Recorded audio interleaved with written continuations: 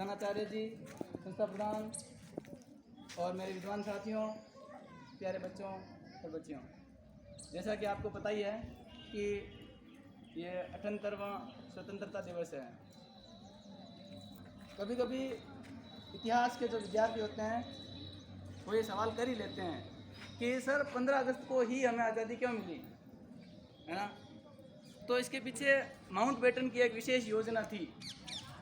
Mountbatten जो कि भारत के अंतिम गवर्नर जनरल थे, तो उन्होंने जब जापान को समर्पण करवाया था द्वितीय विश्व युद्ध के पश्चात, तो वो करवाया था 15 अगस्त को, और इसी तारीख को वो यादगार बनाने के लिए भारत को 15 अगस्त के दिन ही स्वतंत्र करना चाहते थे। हालांकि भारत इससे पहले ही स्वतंत्र हो जाता जब सविनय अवज्ञा आंदोलन चलवाया था गांधी जी ने, लेकिन वो चोरा चोरी कांड के कारण असफल माना गया और हम आज़ादी को 50 वर्ष पीछे ले गए, अन्यथा हम 50 वर्ष पहले ही आज़ाद हो जाते। जैसा कि आपको पता ही है कि हजारों लाखों वीरों ने अपनी कुर्बानियाँ दी। खुदीराम बोस जैसे छोटे छोटे बच्चे, मात्र 14 साल की अवस्था के अंदर खुदीराम बोस ने देश के लिए अपने प्राण न्यौछावर कर दिए थे। और ये आज़ादी हमें बहुत ही मुश्किल घड़ी के अंदर मिली गई थी। और जैसा कि गुरुदेव ने बताया भी था कि अंग्रेज़ों ने जाते जाते भी वो फूट डालो और राज करो की नीति को अपनाया और भारत को 3-4 भागों में बांट दिया, जैसा कि बांग्लादेश और पाकिस्तान। पाकिस्तान को इसलिए बनाया गया था कि भारत इधर से वापस सेंट्रल एशिया के अंदर अपना प्रभुत्व स्थापित नहीं कर सके और भारत अपनी कामयाबी के झंडे गाड़ने के लिए अग्रसर होता है। वैसे ये पाकिस्तान और बांग्लादेशी इस प्रकार के घुसपैठिए और ये कार्रवाई हो जाती है। भारत और भी आगे चला जाता, लेकिन 1962 के अंदर चाइना ने पंचशील सिद्धांत का नाम लेते हुए विश्वासघात किया और जब भारत के अंदर उसी वर्ष अकाल पड़ा, उसी समय चाइना ने आक्रमण कर दिया था।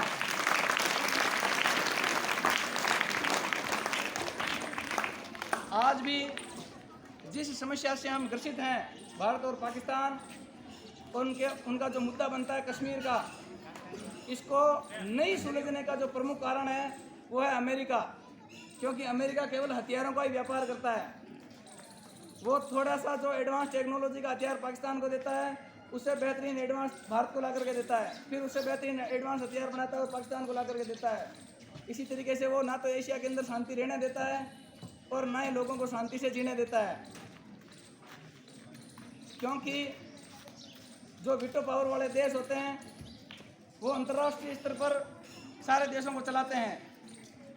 इसलिए जैसे कि चाइना के पीछे उन्होंने भारत को लगा रखा है, भारत के पीछे पाकिस्तान को लगा रखा है, पाकिस्तान के पीछे अफगानिस्तान को लगा रखा है, और इस प्रकार से दक्षिण कोरिया के पीछे उत्तरी कोरिया को लगा रखा है, चाइना के पीछे ताइवान को लगा रखा है। इस प्रकार से सारे देशों को अमेरिका वालों ने उलझा रखा है। लेकिन हमारी अखंडता और एकता को देख करके वो भी आश्चर्यचकित है।